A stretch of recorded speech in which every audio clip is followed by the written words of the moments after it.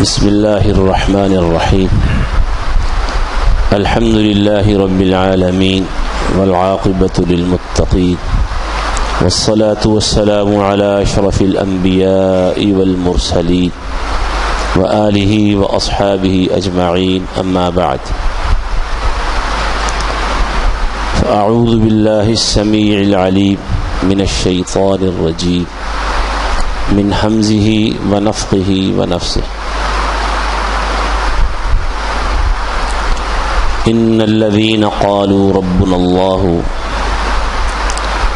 ثم استقاموا فلا خوف عليهم ولا هم يحزنون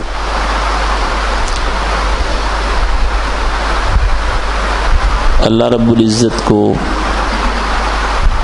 اپنے بندے کے کاموں میں سے وہ کام زیادہ پسند ہیں جو ہمیشگی کے ساتھ کیے جائیں،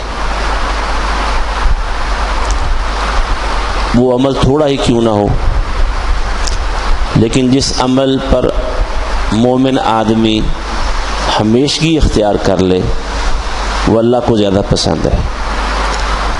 ام المؤمنین سیدہ عائشہ رضی اللہ تعالی عنہا سے حدیث مروی ہے، وہ کہتی ہیں کہ رسول اللہ صلی اللہ علیہ وآلہ وسلم نے فرمایا احب الاعمال الى اللہ ادومها وان قل، اللہ کے نزدیک عملوں میں سے وہ عمل سب سے زیادہ پسند ہے جس پر آدمی دوام یعنی ہمیشگی اختیار کرے، چاہے وہ تھوڑا ہی کیوں نہ ہو۔ ایک روایت اس طرح ہے کہ عائشہ رضی اللہ عنہا سے سوال کیا گیا کہ نبی علیہ الصلاۃ والسلام کو کون سا عمل زیادہ پسند تھا، تو انہوں نے جواب دیا کہ وہ عمل آپ کو زیادہ پسند تھا جس پر ہمیشگی اختیار کی جاتی، چاہے وہ تھوڑا ہی کیوں نہ ہوتا۔ تو دونوں روایات کا خلاصہ اور مجموعہ یہ ہوا معنی کہ اللہ اور اس کے رسول صلی اللہ علیہ وسلم دونوں کے نزدیک اس عمل کی قدر و قیمت زیادہ ہے، اور انہیں وہ عمل زیادہ پسند ہے جو آدمی ہمیشہ کرے، چاہے وہ تھوڑا کیوں نہ ہو۔ اس لیے ہمیں اللہ سے یہ دعا کرنی چاہیے کہ یا اللہ تو ہمیں نیک اعمال پر ہمیشگی اور استقامت عطا فرما۔ یہ جو سورہ فاتحہ میں دعا ہے اہدنا الصراط المستقیم، ہر نماز کی ہر رکعت میں یہ دعا کرتے ہیں کہ یا اللہ ہمیں صراط مستقیم پر چلا۔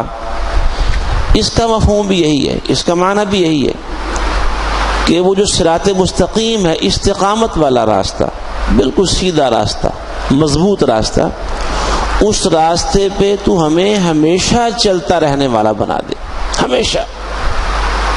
اور ظاہر بات ہے اللہ رب العزت کی توفیق اور عنایت کے بغیر آدمی اس راستے پر نہیں چل سکتا۔ جیسے رسول اللہ صلی اللہ علیہ وسلم نے حدیث میں اس کی وضاحت فرمائی، سورہ الانعام کی آیت کے مطابق نبی علیہ الصلاۃ والسلام نے ایک لمبی لکیر کھینچی، سیدھا خط لگایا، پھر اس کے دائیں اور بائیں ٹیڑھے خط لگائے، الٹے سیدھے خط، نشانات لگائے، لکیریں لگائیں۔ پھر آپ صلی اللہ علیہ وسلم نے قرآن مجید کی آیت پڑھی، درمیان والی سیدھی لکیر کی طرف اشارہ کرتے ہوئے کہ وَأَنَّ هَذَا صِرَاطِي مُسْتَقِيمًا فَاتَّبِعُوهُ، اور میرا راستہ تو یہ سیدھا یہی راستہ ہے، سیدھا راستہ، مستقیم، بالکل سیدھا راستہ، فَاتَّبِعُوهُ، تم اس کی اتباع کرنا۔ اور دائیں بائیں کے راستوں کی طرف اشارہ کرتے ہوئے ایک بات یہ بھی فرمائی، یہ راستے شیطان کے راستے ہیں، یہ سیدھا راستہ اللہ کا ہے اور دائیں بائیں والے راستے کس کے ہیں؟ شیطان کے راستے ہیں۔ اور ہر راستے پر ایک شیطان بیٹھا ہوا ہے جو صراط مستقیم پر چلنے والے لوگوں کو اپنی طرف بلاتا ہے۔ جو بھی صراط مستقیم پر آئے گا اس راستے سے دائیں اور بائیں ٹیڑھے راستے نکل رہے ہیں، اور ہر راستے پر شیطان بیٹھا ہوا ہے، اور وہ کیا کرتا ہے؟ صراط مستقیم پر آنے والوں کو اپنی طرف دعوت دیتا ہے۔ اور یہ وہی بات ہے جو سورہ الاعراف کے آغاز میں اللہ نے ہمیں بتا دی، شیطان کا عزم جب وہ اللہ کے سامنے بپھر گیا، اکڑ گیا، اس نے طغیانی اور سرکشی کا راستہ اپنا لیا، تو اس نے اللہ سے یہ بات کہی تھی کہ لَأَقْعُدَنَّ لَهُمْ صِرَاطَكَ الْمُسْتَقِيمِ، میں تیرے بندوں کے خلاف گھاتے لگا کے تیرے صراط مستقیم پر بیٹھا رہوں گا، جو تیرا سیدھا راستہ، استقامت والا راستہ، اس راستے پر میں تیرے بندوں کے خلاف گھات لگا کے بیٹھا رہوں گا۔ ثم لآتینہم من بین ایدیہم ومن خلفہم وعن ایمانہم وعن شمائلہم، پھر میں ان پر حملہ آور ہوں گا، ان کے سامنے سے، آگے سے، ان کے پیچھے سے، ان کے دائیں سے اور ان کے بائیں سے، آگے سے حملہ آور ہوں گا، آخرت سے بے خبر اور غافل کر دوں گا، پیچھے سے حملہ آور ہوں گا، دنیا کی محبت ڈال دوں گا جس نے پیچھے رہ جانا ہے، دائیں طرف سے حملہ آور ہوں گا، نیکی کے رنگ میں، دین کے رنگ میں حملہ کروں گا، بائیں طرف سے حملہ آور ہوں گا، نیکیوں کا شوق ختم کر دوں گا، برائیاں کا شوق دل پہ ڈال دوں گا، یہ کروں گا میں۔ اور اس نے بیٹھنا کہاں ہے؟ اللہ کے صراط مستقیم کے اوپر، اور یہی بات رسول اللہ صلی اللہ علیہ وسلم نے فرما دی، دائیں اور بائیں راستوں کی طرف اشارہ کرتے ہوئے، یہ شیطان کے راستے ہیں، اور ان میں سے ہر راستے پر شیطان بیٹھا ہوا ہے، جو صراط مستقیم پر آتا ہے وہ انہیں اپنی طرف مختلف طریقوں سے بہلاتا ہے، پھسلاتا ہے، ورغلاتا ہے، ان کے دلوں میں امنگیں اور آرزویں پیدا کر کے، جاذبیت اور کشش پیدا کر کے اپنے راستوں کی طرف دعوت دینے کی کوشش کرتا ہے۔ اس لیے فرمایا وَلَا تَتَّبِعُوا السُّبُلَ، یہ دائیں بائیں والی پگڈنڈیوں پر نہ چلنا، فَتَفَرَّقَ بِكُمْ عَنْ سَبِيلِهِ، یہ تمہیں اللہ کے راستے سے، کون سا؟ جو استقامت والا راستہ ہے، اس سے بہت دور لے جائیں گے۔ تو استقامت ہمیشہ کی، اللہ کو صرف یہ مطلوب نہیں ہے کہ بندہ چند نمازیں پڑھ لے یا بس سال کے بعد مہینے کے روزے رکھ لے، نہیں، اللہ کو اپنے بندے کی دین پر استقامت مطلوب ہے، دین پر پکا ہو جائے، جیسے اللہ رب العزت نے اپنے محبوب پیغمبر محمد الرسول اللہ صلی اللہ علیہ وآلہ وسلم کو اس بات کا حکم دیا۔ سورہ ہود کے آخر میں فرمایا فاستقم کما امرت، اس طرح اللہ کے راستے پہ جم جاؤ، پکے اور سیدھے ہو جاؤ جیسے تمہیں حکم دیا گیا ہے۔ ذرا اس آیت کو ایک اور پس منظر میں دیکھیں، اللہ نے اپنے پیغمبر علیہ الصلوۃ والسلام کو استقامت کا جو حکم دیا ہے۔ ایک حدیث ہے جس میں یہ ذکر آیا کہ صحابہ نے نبی علیہ الصلوۃ والسلام کے بالوں میں سے چند بال دیکھے کہ سفید ہو گئے ہیں، تو آپ سے پوچھا کہ اللہ کے نبی آپ بوڑھے ہونا شروع ہو گئے ہیں، بال آپ کے سفید ہو رہے ہیں تو بڑھاپا آنا شروع ہو گیا ہے؟ فرمایا ہاں، مجھے سورہ ہود اور اس طرح کی اور سورتوں نے بوڑھا کر دیا ہے۔ سورہ ہود، آپ نے سورہ ہود کا خصوصی طور پر نام لیا سب سے پہلے، بعض روایات میں دوسری صورتوں کا نام بھی آتا ہے کہ فلاں اور فلاں صورتیں بھی ہیں، اور بعض میں ان کا نام نہیں ہے، لیکن سورہ ہود کا نام بہرحال ہر حدیث کی ہر روایت میں موجود ہے، اس کے سورہ ہود نے بوڑھا کیا ہے۔ اب سورہ ہود پڑھے ذرا شروع سے آخر تک، تو اس میں بوڑھا کرنے والی چیز کون سی ہے؟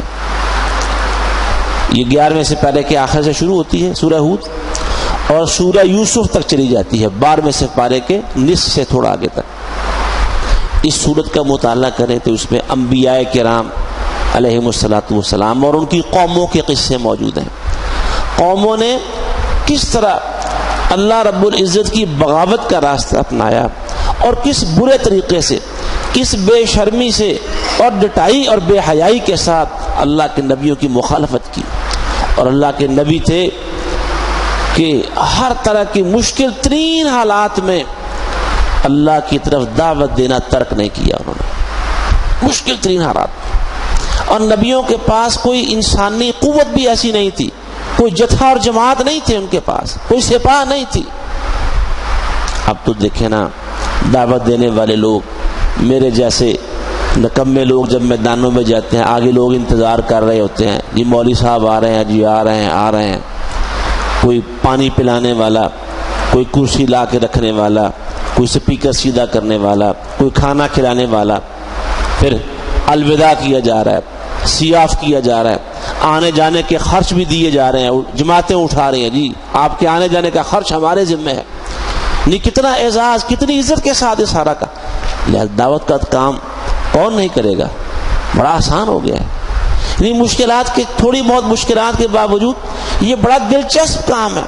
لوگ عزت بڑی کرتے ہیں، احترام، اکرام، پروٹوکول اور ہر لحاظ سے سہولت ہی سہولت.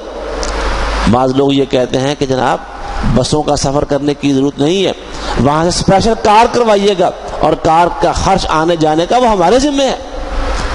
کون نہیں دعوت کا کام کرے گا، بڑا آسان ہے. اور کار بھی ایئر کنڈیشن، گرمی سردی کا کوئی مسئلہ نہیں ہے.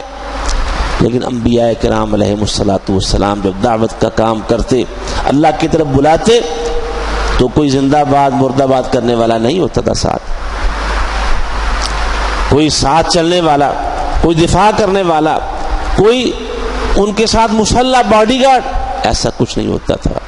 بس قومیں ہوتی تھی، جب ان کا دماغ گھوم جاتا تو اللہ کے نبیوں کو پکڑتے اور چراہوں کے بیچ لا لا کے انہیں مار مار کے لہو لہان کرتے اور بے ہوش تک بھی کر دیتے تھے، اور زبانوں سے بدترین تانے دیتے، انتہائی برا بھلا کہتے اللہ کے نبیوں کو. اور اللہ کے نبی تھے. اور یہ بات تو ہمیں معلوم ہونی چاہیے کہ اس کائنات میں سب سے زیادہ عزت اگر کسی ہستی کی ہو سکتی ہے تو اللہ نے اپنے نبی کو عزت دی ہے. ساری کائنات، اور پھر نبیوں میں سے محمد الرسول اللہ صلی اللہ علیہ وآلہ وسلم کی عزت اور شان پھر سب سے زیادہ. نبی سے زیادہ عزت کائنات میں کسی کی نہیں. وہ سب سے بڑھ کر عزت رکھنے والے اپنی عزتیں داؤ پہ لگائے ہوئے ہیں، اپنی جانیں بھی داؤ پہ لگائے ہوئے ہیں. کس لیے؟ اللہ کی دعوت دینے کے لیے، اللہ کا پیغام پہنچانے کے لیے. آخر دم تک اللہ کے نبیوں نے دعوت کا راستہ نہیں چھوڑا، اللہ کی طرف بلانا ترک نہیں کیا، بلاتے رہے بلاتے رہے. اللہ نے اپنے نبیوں کو پھر غلبہ عطا فرمایا اور قومیں تباہ و برباد کر دی گئی. قوم نوح تباہ کر دی گئی، قوم ہود تباہ کر دی گئی، قوم شعیب، قوم صالح، قوم لوط، سب لوگ تباہ و برباد کر دیے گئے. موسیٰ علیہ الصلوۃ والسلام فرعون کی طرف بھیجے گئے. فرعون اپنے لاؤ لشکر سمیت، ساز و سامان اور جناب زیورات سمیت، اللہ رب العزت نے سمندر میں اسے غرق کر دیا اور بدترین تباہی اس کے اوپر مسلط کر دی. اللہ کے نبیوں نے اپنا کام نہیں چھوڑا، ہزار مخالفت کے باوجود. یہ سارے قصے بیان کر کے آخر میں اللہ نے فرمایا فاستقم کما امرت، اے پیغمبر جس طرح تمہیں حکم دیا گیا ہے نا ان نبیوں کے حالات و واقعات سنا کے، تم نے بھی اس طرح استقامت کا راستہ اپنانا ہے، جمے رہنا ہے اپنی بات کے اوپر، پیچھے نہیں ہٹنا، ڈگمگانا نہیں ہے. الجامع الصغیر میں ایک روایت ہے جسے شیخ البانی نے رحمہ اللہ نے صحیح قرار دیا ہے. اس میں یہ وضاحت ہے کہ سورہ ہود کی کس بات نے نبی علیہ الصلوۃ والسلام کو بوڑھا کیا. آپ نے فرمایا کہ یہ جو آیت ہے نا فاستقم کما امرت، کہ جس طرح حکم ملا ہے اس طرح تم نے جم کر رہنا ہے، استقامت دکھانی ہے، استقامت کا مظاہرہ کرنا ہے. اس آیت نے مجھے بوڑھا کیا ہے. پکے رہنا ہے، بات کر لینا، منہ سے نکال دینا، ایک عمل کر لینا، ایک کوئی نیکی کا کام کر لینا، یہ بڑا آسان ہے. لیکن جو بات زبان سے نکلی ہے اس پر پکے ہو جانا، اپنے قرار میں، قول میں، بات میں پکے ہو جانا، اپنے عمل پہ جم جانا، اپنی نیت میں استقامت کا مظاہرہ کرنا. اور یہ استقامت کا تعلق نیت اور ارادے کے ساتھ بھی ہے. ایک کام کی نیت کرے، ایک ارادہ کرے، پھر اسے پورا کرنے کی کوشش کرے. استقامت ایک واقعہ استقامت کا مفہوم سمجھنے کے لیے مشہور قصہ ہے تو صحیح بخاری اور حدیث کی دوسری کتابوں میں موجود ہے. نبی علیہ الصلوۃ والسلام کے ایک صحابی عبداللہ بن عمر بن عاص رضی اللہ عنہما، عمر بن عاص ان کے بیٹے عبداللہ. اور عمر بن عاص کون ہیں؟ جنہوں نے خلافت راشدہ کے زمانے میں مصر فتح کیا تھا. اتنے عظیم صحابی، جرنیل، سپہ سالار صحابی عبداللہ بن عمر، فاتح مصر، ظاہر رسول اللہ کے صحابی ہیں، ان میں یہ خوبی تو موجود تھی نا جس سپہ سالاروں والی، جرنیلوں والی، کہ مصر فتح کیا. کتنی عظیم شخصیت ہوں گے. ان کے بیٹے عبداللہ ہیں رضی اللہ تعالی. شادی ہو گئی ان کی. شادی کے بعد جو گھر کے حالات ان کے والد نے عمر بن عاص نے دیکھے، انہوں نے ایک دن اپنی بہو سے پوچھا، عبداللہ کے والد نے، عمر نے اپنی بہو سے پوچھا کہ بیٹی ہمارے بیٹے بھی کی کچھ خبر دو، کیسا پایا تم نے، تمہارا ساتھی کیسا ہے، تمہارا جو شریک حیات ہے، تمہارا خامد کیسا پایا تم نے اسے. کہنے لگے جی پانا کیسا ہے، وہ ساری رات تو مصلی پکڑے رکھتا ہے، ساری رات قیام کرتا ہے، قرآن پڑھتا رہتا ہے، تہجد پڑھتا رہتا ہے، اور صبح روزہ رکھ لیتا ہے. ہمیں کیا خبر وہ کیسا ہے. یہ بات بتا دی کہ ساری رات تہجد پڑھتا ہے اور صبح روزہ رکھ لیتا ہے، اٹھتا ہے پھر سارا دن روزے سے پڑا رہتا ہے. ہماری طرف تو اس نے کبھی آنکھ اٹھا کے نہیں دیکھا، ہمیں کیا خبر کہ وہ کیسا ہے. اب یہاں یہ بات بھی دیکھیں کہ اپنی بہو سے اپنے بیٹے کی خبر لے رہے ہیں، ہمارا بیٹا کیسا پایا تم نے. آج کوئی اس طرح کرتا ہوگا؟ کوئی بہو بیاہ کر لائے اور اس سے پوچھے کہ ہمارے بیٹے کے بارے میں کوئی شکایت تو نہیں ہے؟ کوئی پوچھتا ہوگا آج؟ کون پوچھنے والا ہے؟ اور وہ اپنے بہو سے اپنے بیٹے کے بارے میں پوچھ رہے ہیں. اس نے جو خبر دی پریشان ہوئے. نبی علیہ الصلوۃ والسلام کو جا کر انہوں نے بتایا جی میرا بیٹا تو پتہ چلا ہے کہ ساری رات تہجد پڑھتا رہتا ہے اور دن کو روزہ رکھ لیتا ہے، روزانہ روزہ رکھتا ہے. نبی علیہ الصلوۃ والسلام نے طلب کیا، عبداللہ الم اخبر انک تقوم اللیل وتصوم النہار، ابھی مجھے خبر ملی ہے کہ تم ساری رات تہجد پڑھتے رہتے ہو، ساری رات قیام میں گزارتے ہو، صبح روزہ رکھتے ہو روزانہ، صحیح خبر ہے؟ جی ہاں اللہ کی خبر تو صحیح. فرمایا نہیں اس طرح نہیں کرو، رات کو آرام بھی کیا کرو، تہجد بھی پڑھا کرو. تمہاری آنکھوں کا، تمہارے جسم کا، تمہارے وجود کا اور تمہارے گھر والوں کا تمہارے اوپر حق ہے. اور صبح روزہ بھی رکھا کرو، افطار بھی کیا کرو، مہینے میں 3 روزے رکھ لیا کرو، 3 روزے رکھ لیا کرو، اور رات کو مہینے میں قرآن ختم کیا کرو. انہوں نے کہا کہ نہیں جی میرے اندر ہمت بڑی زیادہ ہے، طاقت بہت ہے، میں زیادہ کام کر سکتا ہوں. آپ صلی اللہ علیہ وآلہ وسلم نے بتایا کہ اچھا ایسے کرو، پھر مہینے میں 3 نہیں تو ہفتے میں 2 روزے رکھا کرو، ہر روز 2 روزے، ہر ہفتے میں 2، پیر اور جمعرات کا روزہ رکھ لیا کرو، اور رات کو قیام بھی کیا کرو، قرآن مجید پڑھا کرو، لیکن آرام بھی کیا کرو. انہوں نے کہا نہیں جی ہمت زیادہ ہے، طاقت زیادہ ہے، میں زیادہ کر سکتا ہوں. نبی علیہ الصلوۃ والسلام نے فرمایا پھر ایسا ہے کہ 3 دنوں میں قرآن ختم کیا کرو، پورا قرآن جتنا 3 دن میں ختم کرنا ہے، اور تم 1 دن روزہ رکھا کرو، 1 دن ناغا کیا کرو. 1 دن روزہ رکھنا ہے اور 1 دن ناغا کرنا ہے. نہیں جی اللہ کے رسول میرے اندر طاقت زیادہ ہے، ہمت زیادہ ہے، میں اور زیادہ کر سکتا ہوں. آپ نے فرمایا کہ اس سے زیادہ کی اجازت نہیں ہے. 3 دن سے پہلے قرآن ختم نہیں کرنا، 1 دن روزہ رکھو اور 1 دن ناغا کرو. یہ داؤد علیہ الصلوۃ والسلام کا روزہ ہے اور یہ افضل ترین روزہ ہے. اللہ کے نبی سیدنا داؤد علیہ السلام 1 دن روزہ رکھتے تھے اور 1 دن ناغا کرتے تھے. افضل ترین روزہ یہ، بس اتنا ہی. کہنے لگے ٹھیک ہے جی. اب معمول شروع ہو گیا ہے. بات استقامت کی ہو رہی تھی. کیا کرتے ہیں 3 راتوں میں، 3 دن رات میں قرآن ختم کر لیتے ہیں. اب رات کو آرام بھی کرتے تھے، قیام بھی کرتے تھے، لیکن معمول کیا تھا 3 دنوں میں 3 دن رات میں قرآن پورا مکمل کرنا ہے. 1 دن روزہ رکھنا ہے، 1 دن ناغا کرنا ہے. یہ کام کرتے کرتے جلدی بوڑھے ہو گئے. اپنے باقی ساتھیوں کے مقابلے میں جو ان کے ہم عمر تھے ان سے جلدی بوڑھے ہو گئے اور جسم کمزور ہو گیا. ظاہر ہے مشقت تھوڑی ہے، 3 دن میں قرآن ختم کرنا ہے، 1 دن روزہ رکھنا ہے اور 1 دن چھوڑنا ہے، ناغا کرنا ہے. کمزور ہو گئے. پھر کہنے لگے کاش کہ میں اللہ کے نبی صلی اللہ علیہ وسلم کی اس پہلی نصیحت پر عمل کر لیتا. مہینے میں 3 روزے، مہینے میں قرآن ختم کرنے والے، کاش کہ اس پر عمل کرتا تاکہ میں جلدی بوڑھا نہ ہوتا. لیکن چونکہ نبی علیہ الصلوۃ والسلام سے اس بات کا عہد کر لیا ہے کہ میں نے 3 دن میں قرآن ختم کرنا ہے اور 1 دن روزہ رکھنا ہے، 1 دن لاغا کرنا ہے، اب اسی عمل پر ہمیشگی اختیار کروں گا. اعمال میں استقامت، ارادوں میں استقامت، نیت میں استقامت، اپنے اقوال میں استقامت، اور یہ استقامت اللہ دیتا ہے.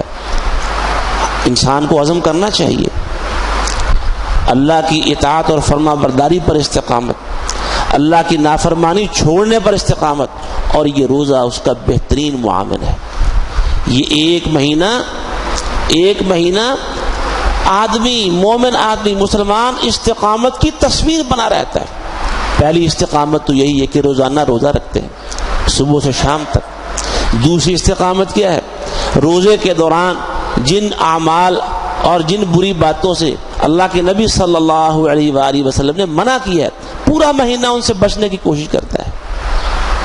نبی علیہ الصلوۃ والسلام نے فرمایا جب روزہ رکھا ہوا ہو کسی شخص نے تو وہ بیہودہ باتیں نہ کرے، فضول باتیں نہ کرے، فحش گوئی والی باتیں نہ کرے. فلا یسخب ولا یرفس. اگر کوئی جھگڑتا ہے، لڑائی جھگڑے کی نوبت آتی ہے، تو لڑائی جھگڑے میں الجھنے کی بجائے وہ اسے باقاعدہ طور پر یہ کہے انی صائم، یہ بات کہے اس کو، جھگڑنے والے کو، اور نہیں بھائی صاحب میں نے روزہ رکھا ہوا ہے. اب دیکھیں 30 دن یا 29 دن آدمی اپنی زبان کو کنٹرول کیے ہوئے، جھگڑنا نہیں ہے، فضول باتیں نہیں کرنی، اور پھر اپنی زبان کو جھوٹ سے بچانا ہے، واہیات باتوں سے بچانا ہے، اور پھر اس کے علاوہ دیگر جتنے کام ہے پورا مہینہ کنٹرول. تو 1 مہینہ جو کام انسان کرتا رہے اس کے بعد وہ کام جاری رکھنا آسان ہوتا ہے کہ نہیں ہوتا؟ تو یہ روزہ بھی انسان میں استقامت پیدا کرتا ہے، اللہ کے دین پر پختگی پیدا کرتا ہے. یہ پختگی بڑی کام کی چیز ہے. روزے سے استقامت آتی ہے، اور ہمیں روزے سے استقامت سیکھنی چاہیے. روزے سے کن باتوں میں؟ اللہ کے ڈر میں استقامت آتی ہے. شدید گرمی میں کتنے مواقع ایسے آتے ہیں، آدمی جس وقت اپنی پیاس کی شدت کو ختم کرنے کے لیے لوگوں کی نظروں سے بچا کے پانی کے 2-4 گھونٹ لے سکتا ہے، لیکن نہیں پانی کا پھوٹ، بلکہ جس وقت وضو کر رہے ہوتے ہیں، کلیاں کرتے ہیں، تو حلق سے پانی نیچے اتارنے میں کتنی کسر رہ جاتی ہے. دائیں بائیں لوگ وضو کر رہے ہوں اور آدمی منہ میں کلی کے لیے پانی ڈالے اور 1-8 گھونٹ نیچے اتار لے، تو دائیں بائیں والے کسی شخص کو خبر ہوگی؟ نہیں خبر ہوگی. کس چیز کا ڈر ہے کہ پانی کا 1 گھونٹ کیا 1 قطرہ تک نیچے نہیں جاتا. احتیاط کرتا ہے کہ میرا روزہ خراب نہ ہو جائے. گھر میں 4 دیواری میں غسل خانے میں کوئی دیکھنے والا نہیں، پیاس بڑی شدت کی ہے، عصر کے بعد کا ٹائم ہے، دن خوب لگا، کام سے مشقت سے فارغ ہو کے انسان گھر میں آتا ہے، نہا رہا ہے تاکہ ذرا گرمی کی شدت کو ختم کر سکے.